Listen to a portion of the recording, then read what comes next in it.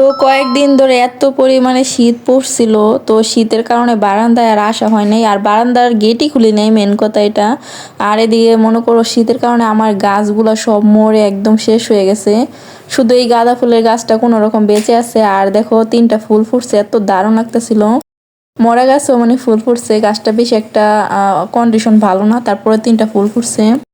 আর এদিকে দেখো আমি পুঁই শাকগুলো এত সুন্দর হয়েছিল, আমি এই যে পুঁই মিটুলি খাওয়ার জন্য রেখে দিছিলাম, কিন্তু আমার পুঁই শাকের অবস্থাও ভালো না, এগুলো সব কেটে ফেলতে হবে। তো এই যে দেখো, আর শীতের আগ দিয়ে আমি পেঁয়াজ লাগাইছিলাম, এগুলো মাসাল্লাহ অনেক সুন্দর হয়েছে। এই যে দেখো, তো সবগুলা গাছে একটু পানি দিব, আজকে অনেক দিন হয়েছে বারান্দায় আসি না, আর গাছও পানি দেওয়া হয় না ঠিক মতন। তো আজকে শীতটা একটু কম, এজন্য ঘুম থেকে উঠে হাতে ব্রাশ নিয়ে প্রথমে বারান্দায় চলে আসছি। তো কালকে ঘুমাইতে যাওয়ার আগে আমি ভাবতেছিলাম সকালে উঠে বারান্দায় যাব আর বারান্দার কি কন্ডিশন দেখব। তো এই যে দেখো পিছনে আমার পুঁইশাক মুশাক তো সব কিছু মরে গেছে, আর যেগুলো আছে তো দেখো এখন গাছে পানি দিয়ে দিব। আর মেয়েও আমার সাথে বারান্দায় আসছে, ও আমি যেদিকে যাই আমার পিছন পিছন তো আসবেই। তো এই যে গাছে পানি দিয়ে দিচ্ছিলাম, এটা দেখো এটা আমার মেয়ে লাগাইছে ছোট্ট একটা টব। তো এই যে দেখো গাছগুলা শীতের কারণে মরে গেছে, নাকি কিসের জন্য মরে গেছে জানি না, শীতেই মনে হয় মরে গেছে। যে পরিমাণে শীত পড়ছিল এবার, অনেক বেশি খারাপ লাগতেছিল গাছগুলোর জন্য। অনেকগুলো এই যে এই ফুলের টবগুলো অনেক সুন্দর ছিল, দেখলেই তো তোমরা, আমরা রাখছিলাম বেশি দিন হয়ও নাই, নতুন টবগুলো এগুলো সবই মরে গেছে। তো দেখি শীতটা আর একটু কমলে, একদম শীত মানে চলে যাবে, তখন দেখি একদম পুরো সব কিছু নতুন করে লাগাবো। অনেকগুলো ফুলের টব আনার ইচ্ছা আছে, দেখি কতটুকু কি করতে পারি। তো চলো, এদিকে গাছে পানি দেওয়া হয়ে গেছে, এখন মুখ টুক ধুয়ে ফ্রেশ হয়ে নাস্তা করব। তো প্রথমে যে এদিকে মেয়েকে মুখ টুক ধুয়ে দিলাম, আর পাশে দাঁড়িয়ে আছে আর আমি এখানে মুখ ধুচ্ছিলাম। আমাদের সামনের রুমে না লাইট লাগানোর কোনো ব্যবস্থা নেই, এই জন্য সামনের রুমটা একটু অন্ধকার, এই জন্য ভিডিওটা অন্ধকার হয়েছে। আর এই যে দেখো সকালের নাস্তাটা ওর আব্বু বাহির থেকে আনছিল আজকে, আর সাথে ঘরে তরকারি ছিল আগের, তো ওইটা নিয়ে নিছি। তো এই যে সকালে নাস্তা করে নিচ্ছি। তো আজকে যেহেতু শুক্রবার ছিল, এই জন্য নাস্তা বানানোর ঝামেলা আর করি নাই, বাহির থেকে নাস্তা নিয়ে আসছে। মাঝে মাঝে বাহিরের নাস্তা খেতেও দারুণ লাগে, সবসময় ঘরের নাস্তা খেতেও ভালো লাগে না, আর বানাতেও ইচ্ছা করে না। তো নাস্তা শেষ করে দুপুরের জন্য রান্না বান্না করবো, এই জন্য মাংস ভিজিয়ে রাখলাম। আজকে যেহেতু জুম্মা আর আছে সবে মেরাজ, আর মেয়েকে নাস্তা খাইয়ে দিছি। ওরে মুখ ধোয়াইতে গিয়ে ওর জামা টামা সব ভিজেছে, পরে ওর কাপড় চোপড় সব চেঞ্জ করে দিছি, তারপর নাস্তা খাইয়ে একটু কতক্ষণ বসে পড়ালাম। তো এখন অনেকটাই টাইম হয়ে গেছে, 11:30টার মতো বেজে গেছে। তো দুপুরে রান্না বান্নার সবকিছু রেডি করে নেই, চলো তারপরে তোমাদের সাথে একটু একটু করে রান্না বান্নাও শেয়ার করব। আর অনেক দিন পরে আজকে ব্লগ ভিডিও করছি, তো পুরো ভিডিওর সাথেই থেকো, আশা করি পুরো ভিডিওটা ভালো লাগবে তোমাদের। তো চলো রান্না বান্না কি কি করছি তোমাদের সাথে শেয়ার করি। তো এদিকে আমি রান্না সবকিছু রেডি করে নিচ্ছি, সবকিছু বলতে কি মুরগির মাংস রান্না করব, আলু মালু ছাড়া একদম ভুনার মতন। আর পোলাও রান্না করবো গাজর দিয়ে, সাদা পোলাও থাকে না, ওটার ভিতর গাজর দিব, যেহেতু এখন শীতের গাজর বের হয়েছে এর জন্য। তো চলো দুইটাই রান্না করবো শর্টকাট। আর শুক্রবারে তো একটু পোলাও মাংস না হলে চলে না, যেহেতু আজকে সবাই মেয়েরা। তো চলো ঝটপট রান্নাটা বসিয়ে দিই। আর আজকে অনেকদিন পরে না বাইরে প্রচুর রোদ উঠছে, দেখো আমার চেহারা, আমার মানে এই যে চুলার পরে জানলা দিয়ে অনেক রোদ আসতেছে, যেমন চেহারার উপর রোদ পড়তেছে। তো চলো, তো এই যে দেখো এখানে একটা দেশি মুরগি, আমি যে আঙ্কেলটার থেকে মুরগি আনছিলাম ওই আঙ্কেলটা বলছে এটা দেশি মুরগি, এখন জানি না এটা দেশি মুরগি নাকি পাকিস্তানি মুরগি। তো দেখি রান্না করলে হয়তো বা টেস্ট করলে বোঝা যাবো। তো এই জন্য সবকিছু রেডি করে নিছি। এই যে দেখো আজকে একটু অন্যরকম ভাবে রান্না করব, তো ভিডিওর সাথেই থাকো।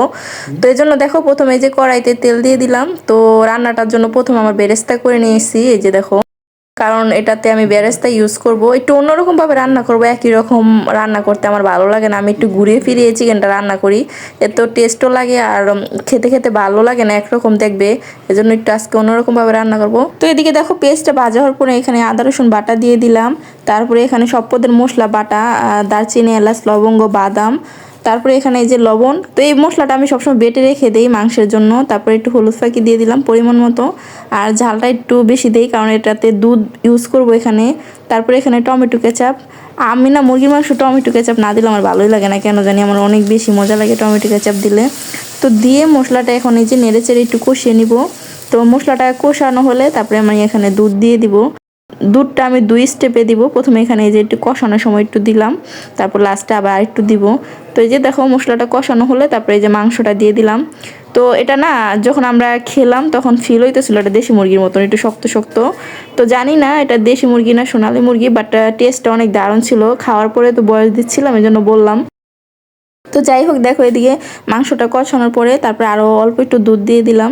তো এই যে দেখো ফাইনাল লুকটা এই যে মোটামুটি হয়ে গেছে। তো এখন লাস্টে এই যে নামানোর আগ দিয়ে এখানে আমি সামান্য পরিমাণে চিনি দিছি, চিনিটা স্কিপ হয়ে গেছে। তারপরে এখানে এই যে পেঁয়াজ বেরেস্তা করে রাখছিলাম ওইটা দিয়ে দিলাম।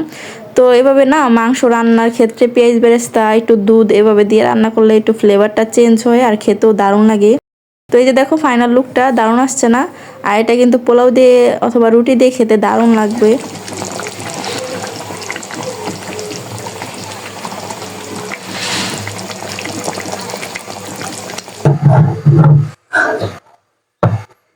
তো এদিকে মাংসটা বসিয়ে দিচ্ছি, আর পোলাও যেহেতু রান্না করবো ওই জন্য পোলাও চালটা বের করে নিচ্ছি। এই যে দেখো, চলো চালটা বের করে নেই।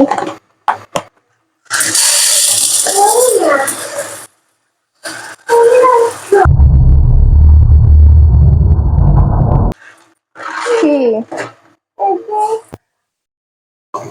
তো এই যে চালটা ধুয়ে পরিষ্কার করে নিচ্ছি। পোলা চাল একটু ধুয়ে রেখে দিলে পানিটা জ্বললে পরে সুবিধা হয় রান্না করতে, পানি থাকলে আমার কাছে ভালো লাগে না, এই জন্য আগে আগে ধুয়ে রেখে দিব।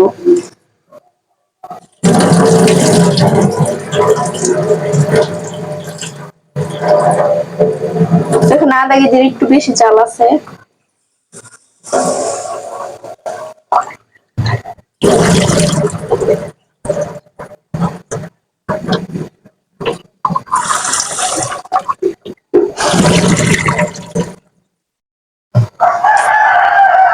এই যে দেখো ধুয়ে নিচ্ছি সুন্দর করে, 3টা ধোয়া দিলাম।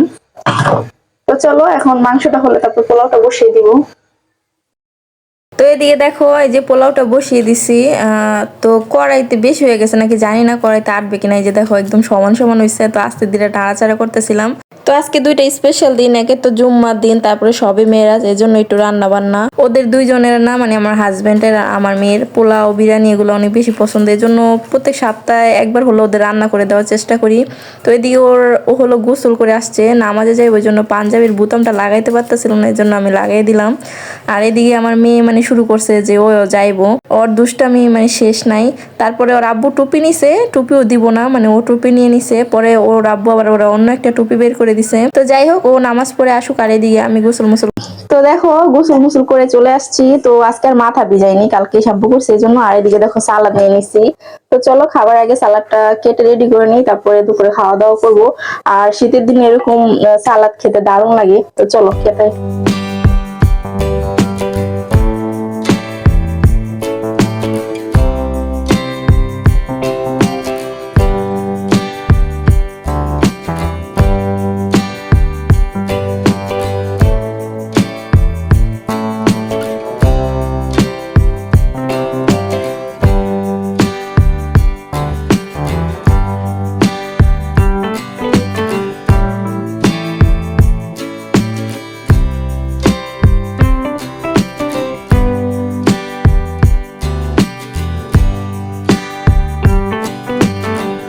তো এই যে দেখো খাবার দাবার সব রেডি করে নিছি, এই যে পাটি বিছাই নিচ্ছি নিচে, ওইখানে খাবার দাবার সব রেডি করছি।